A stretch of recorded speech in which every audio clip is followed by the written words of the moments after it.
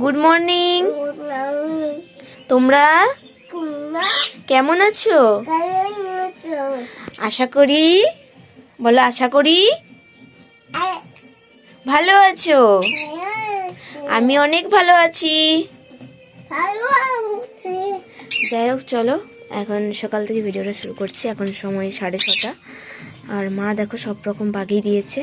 বাসনপত্র আছে, ওগুলো আমি ধুতে হবে। মা এখন মানাতে কাজে যাচ্ছে, তো কিছু করার নেই, গেলে আমাকে একা হাতে করতে হবে সব কিছু। তবে সবটাই আমি পারবো। কেউ যদি মনে করে থাকে যে আমি কিছুই পারবো না, এটা একদমই তার ভুল ধারণা। তো চলো, ওখানে দুষ্টু মিষ্টু বার করে দিয়েছি, আদি বেরিয়ে গেছে। এদিকে হাজব্যান্ডের জন্য রান্না হয়ে গেছে। ও এখন বালি বইছে, বালি বয়ে তারপর যাবে। যেহেতু মিস্ত্রি লাগছে, তো সেহেতু আর কি একটুখানি চাপের মধ্যেই আছে। সেখানে ডিম এই খাওয়াটা একদম।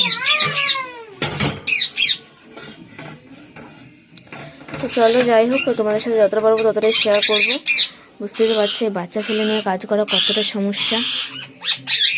আর এখনও কিন্তু বাড়িতে এই সকল কাজকর্মগুলো হয়নি, এখনও বিছানা তোলা বাকি, সব কিছু বাকি আছে।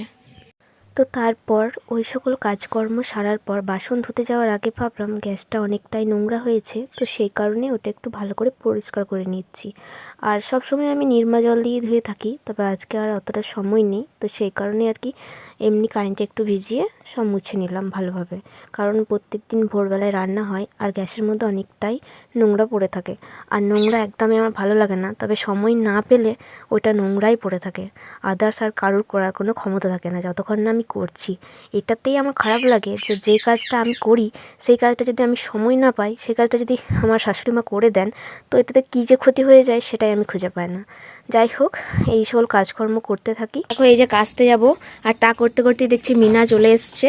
যাই হোক, আমার একটু উপকার হলো।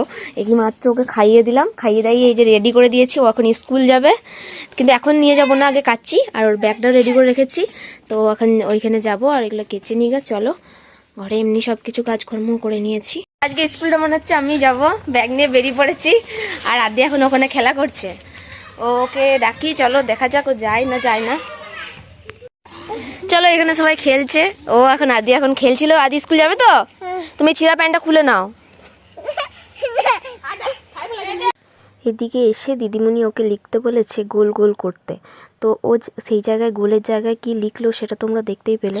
আর এখনও সেরকম ছেলে আসেনি, কম ছেলে এসছে, এখনও পর্যন্ত আসবে। এখন তো সময় 9:30, সব আসে আর যায়, মানে 1 সেকেন্ড আসবে, একটুখানি থাকবে আবার চলে যাবে। ছেলে তো ওরা আর কি কান্নাকাটি করে।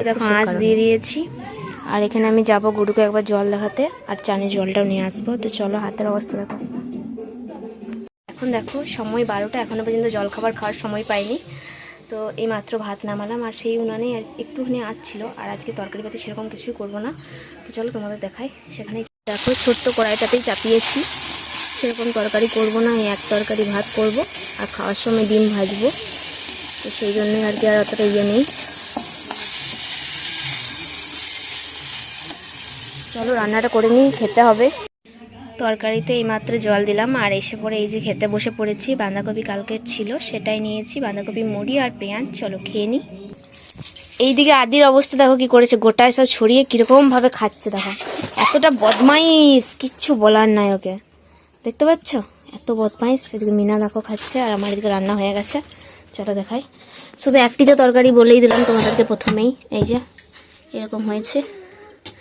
যাই হোক, চলো এরপরে মার দেখাতে যাবো, মাটা দেখে আসি, আর বাসন ধুতে হবে। এদিকে আমার হাজব্যান্ড কাজের থেকে ফেরার পথে, বাড়ি ফেরার পথে, তখন আবার দেখছি নিয়ে এসছে বিরিয়ানি। আমার বিরিয়ানিটা খেতে ভীষণই ইচ্ছা কাটছিল, জানি না আমার ইচ্ছাটা কী করে এত বুঝতে পারলো। যাই হোক, এখানে আমরা মা বেটায় বিরিয়ানি খাচ্ছি। তো চলো, ভিডিওটা আমি এখানেই শেষ করছি। তোমাদের কেমন লাগলো অবশ্যই কমেন্ট করে জানিও, আর যদি ভালো লেগে থাকে তাহলে অবশ্যই একটা লাইক করে সাবস্ক্রাইব করে আমার চ্যানেলটার পাশে থাকবে। চলো আজকের মতন টাটা।